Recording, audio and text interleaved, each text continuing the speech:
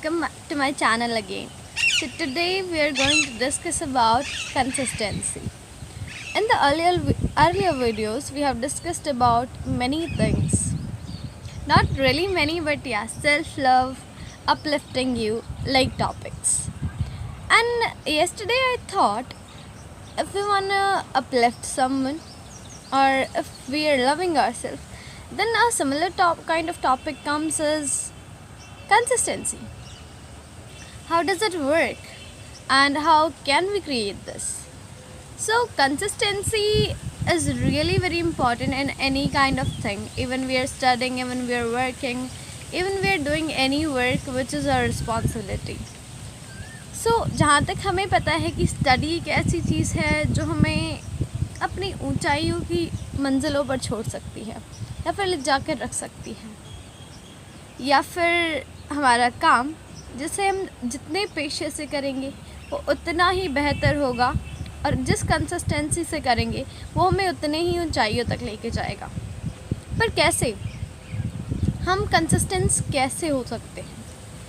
पहली बात तो अगर हमारे पास कोई ऑप्शन है कि we are doing this for this, then हम कंसिस्टेंट श्योरली हो सकते हैं.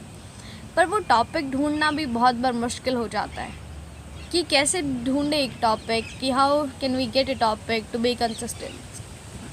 ये चीज़ें कहीं ना कहीं बहुत मैटर करती है, बट हम इतना ध्यान नहीं देते हैं कि बहुत बार एक दिन बीच में हम अपने स्टेप्स कट करते रहते हैं. No, it can be a cheat day. Okay, let it be. 5 minute बाद, बस अभी करती हूँ ना, कल कर लेंगे. ये चीज़ें हम हमेशा करते हैं, बट हमने कभी ये सोचा है कि नहीं, मुझे अभी करना है. Stand up and do it right now. क्या कभी हमने ये सोचा है? नहीं ना. हमें इसी को सोचने की ज़रूरत है और तभी हम आगे बढ़ पाएंगे. ये चीज़ें इतनी इम्पॉर्टेंट है कि हमें इतनी आगे ले जा सकती हैं कि हमने जहाँ तक सोचा भी नहीं. कंसिस्टेंसी टॉपिक की बात करते हैं कि क्या चीज़ें हमारे अंदर कंसिस्टेंसी ला सकती हैं. पहले तो आप अपने मन में एक गोल बनाइए भाई कि if I want to complete this, then मुझे क्यों करना है, रीज़न क्या है जो मैं ये कर रहा हूँ. अगर कोई लड़की पढ़ाई कर रही है या फिर कोई एक बुरे एनवायरनमेंट में रह रहा है, तो ही और शी हैज़ द ऑप्शन कि यार मुझे इस कचरे से निकलना है और कहीं बहुत अच्छी जगह पे जाना है, तो मुझे पढ़ाई करनी है. I want to do this. Even आपके पास हमेशा ऑप्शंस दिखते नहीं हैं, ढूंढने पड़ते हैं. और अगर हमें कुछ करना है, अपनी लाइफ में सक्सेसफुल होना है, then we have to find it. Why not? Because everything doesn't come by itself, we have to make them come. और ये कैसे होगा? हार्ड वर्क से. हार्ड वर्क करना आजकल थोड़ा सा हो गया है कि हार्ड वर्क तो गधे करते हैं, हमें स्मार्ट वर्क करना है. It means hard work with consistency and with proper plan. That is called smart work.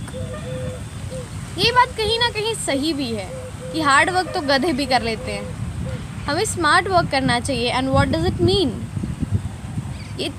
ये चीज़ अगर हम फॉलो करते हैं अपनी लाइफ में, तो कहीं ना कहीं ये चीज़ें हमें बहुत हेल्प करेंगी अपनी चीज़ों को कंसिस्टेंट करने में.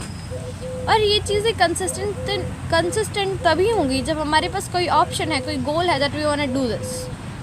पहली बात तो हम सभी स्टार्ट करना चाहते हैं, बट बहुत बार ये होता है कि हम गोल ही नहीं ढूंढ पाते कि मुझे करना क्या है, या फिर मुझे किसके लिए प्रिपेयर करना है, क्या पढ़ना है और क्या नहीं, या फिर किस जॉब के लिए तैयारी करनी है.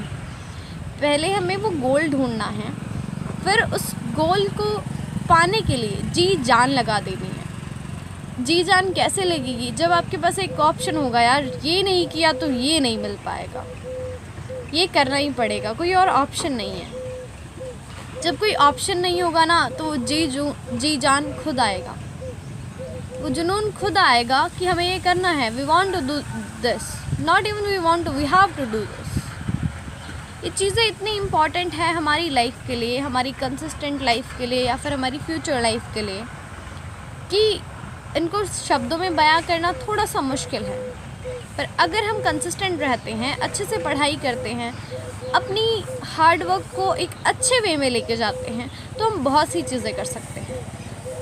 कंसिस्टेंट रहना, it doesn't only mean by studying very properly, या फिर हम अच्छे से नींद भी नहीं ले रहे हैं, बस पढ़ाई. सेल्फ लव की जब हमने बात की थी, हमने देखा था कि फिज़िकली, मेंटली, सोशली और फाइनेंशियली फिट होना बहुत ज़रूरी है अगर वी आर लविंग आवरसेल्फ।